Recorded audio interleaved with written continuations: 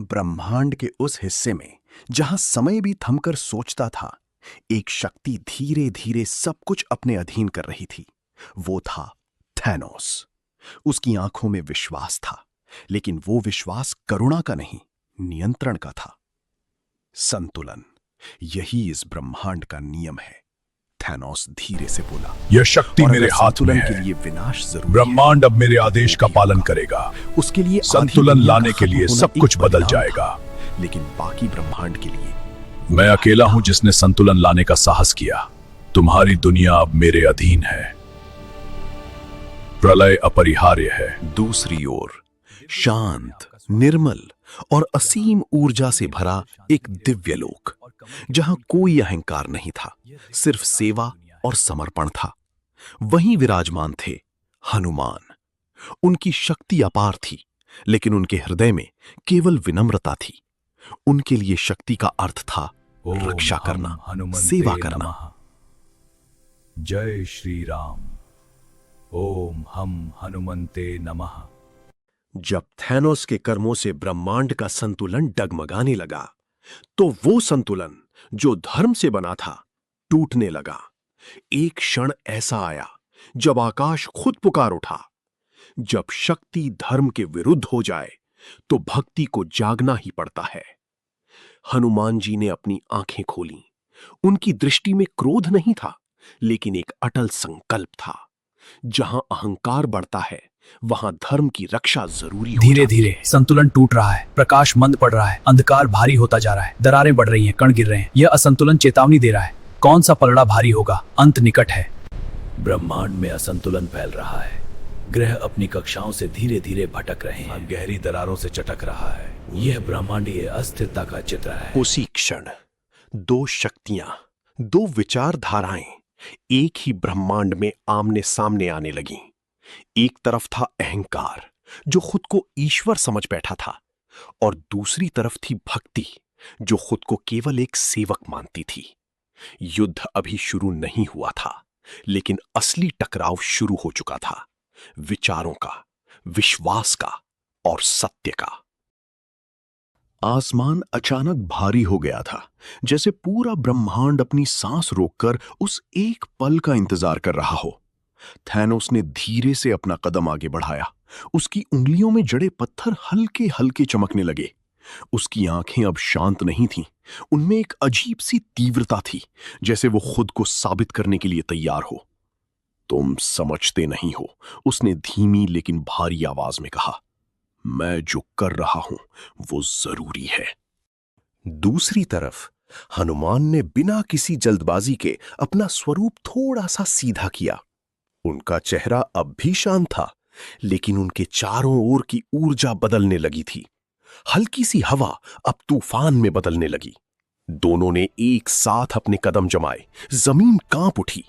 जैसे ही उनकी शक्ति बाहर आने लगी, चारों तरफ की हवा तेज हो गई। धूल आसमान में घूमने लगी, पेड़ झुकने लगे और दूर खड़े पर्वतों की चट्टानें भी दरकने लगी। दोनों ने एक साथ अपने कदम जमाए। जमीन कांप उठी। जैसे ही उनकी शक्ति बाहर आने लगी, चारों तरफ की हवा तेज हो गई। धूल आसमान में घूमने लगी, पेड़ झुकने लगे और दूर खड़े पर्वतों की चट्टानें भी दरकने लगी। थैनोस के चारों ओर बैंगनी ऊर्जा की लपटें उठने लगी, जैसे हर पत्थर अपनी पूरी ताकत दिखाने को तैयार हो।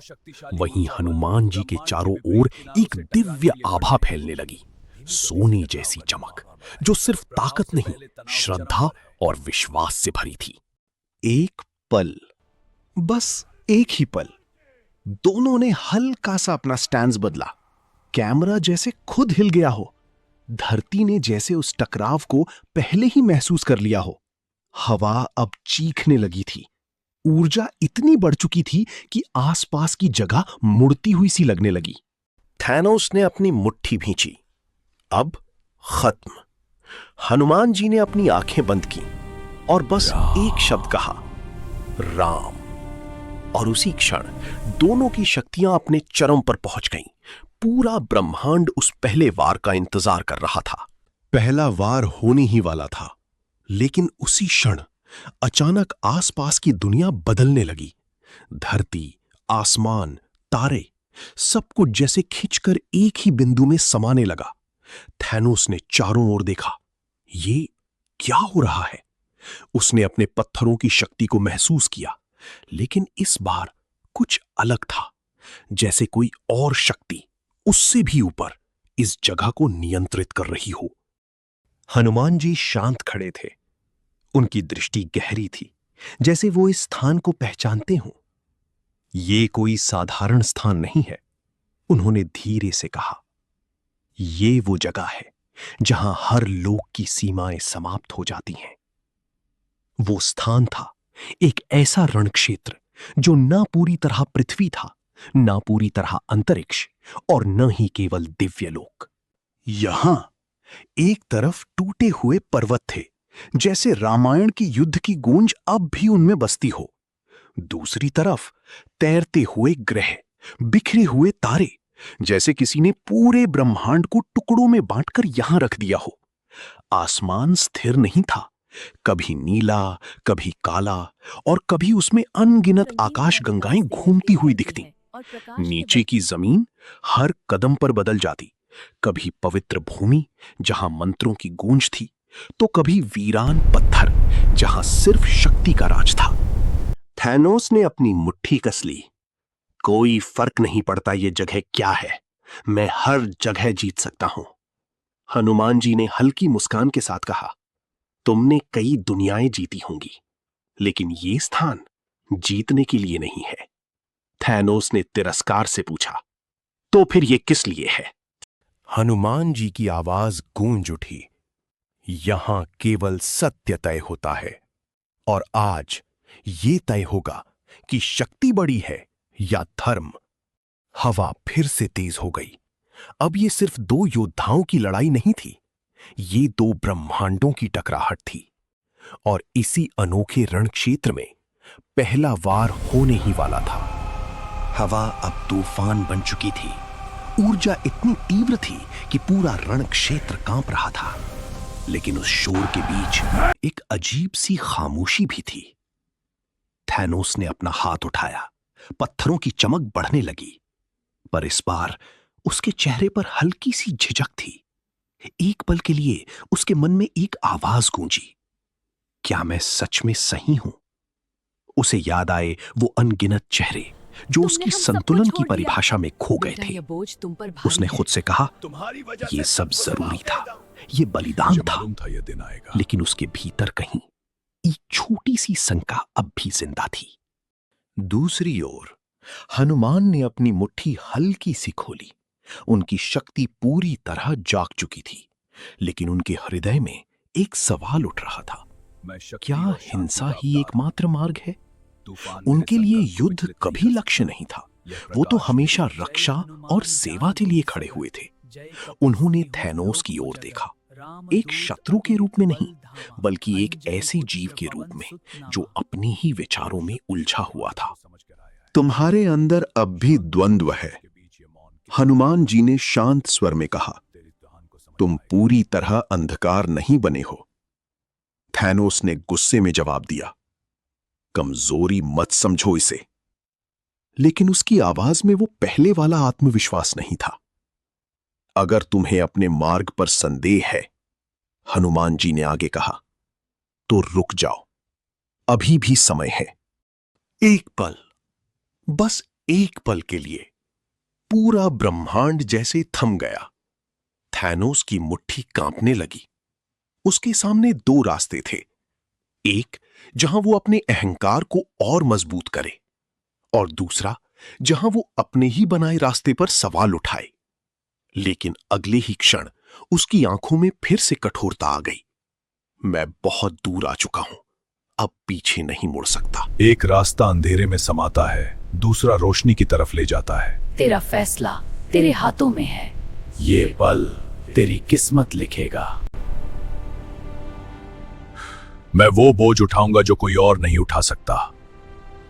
संतुलन लाने के लिए मैं सब कुछ करूंगा। हनुमान जी ने धीरे से सिर झुका दिया। तो फिर धर्म की रक्षा के लिए मुझे खड़ा होना ही होगा। अब संघर्ष सिर्फ शक्तियों का नहीं था, ये एक आत्मा बनाम अहंकार का युद्ध बन चुका था। हवा और तेज हो गई, ऊर्जा अपने चरम पर पहुंच गई, और इस बार पहला वार सिर्फ शरीर पर नहीं, विश्वास पर होने वाला था। दोनों शक्तियां एक ऐसे रणक्षेत्र में आमने सामने थीं, जहां पृथ्वी, अंतरिक्ष और दिव्य लोक की सीमाएं मिट चुकी थीं। हवा तेज हो रही थी, ऊर्जा बढ़ रही थी, लेकिन असली युद्ध बाहर नहीं, अंदर चल रहा था। थैनोस के मन में सवाल उठ रहा था, क्या मैं सही हूं? हनुमान जी के हृदय में द्वंद्व था, क्या हिंसा ही रास्ता है? एक पल के लिए ऐसा लगा जैसे युद्ध टल सकता है, लेकिन फिर अहंकार ने भक्ति की चेतावनी को ठुकरा दिया। थैनोस ने पहली चाल चली। उसने अपनी पूरी शक्ति एक साथ छोड़ी। समय, स्थान, वास्तविकता सब कुछ मुड़ने लगा। पूरा रणक्षेत्र टूटने लगा। लेकिन उसी क्षण हनुमान जी ने अपनी आंखें बंद की और बस एक नाम लिया, राम। उनकी आभा अचानक 1000 गुना बढ़ गई। जहां थैनोस की शक्ति ब्रह्मांड को मोड़ रही थी, वहीं हनुमान जी की भक्ति उस शक्ति को स्थिर कर रही थी। एक भयंकर टकराव हुआ, रोशनी और अंधकार, श्रद्धा और अहंकार, और फिर एक निर्णायक प्रहार जिसने थैनोस की सारी शक्ति को बिखेर दिया। धूल शांत हो चुकी थी। थैनोस जमीन पर गिर चुका था। उसकी शक्ति अब बिखर चुकी थी। उसने पहली बार अपनी हार नहीं, अपनी सोच पर सवाल उठाया। हनुमान जी उसके पास आए। उनकी आवाज में जीत का गर्व नहीं था, सिर्फ करुणा थी। अहंकार तुम्हें शक्तिशाली बना सकता है, लेकिन भक्ति तुम्हें अजेय बनाती है। थैनोस ने धीरे से आंखें बंद कर लीं और पहली बार उसने शांति महसूस की।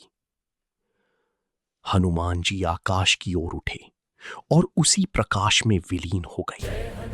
उस दिन ब्रह्मांड ने सीखा, सच्ची शक्ति विनाश में नहीं, बल्कि धर्म और भक्ति में होती है।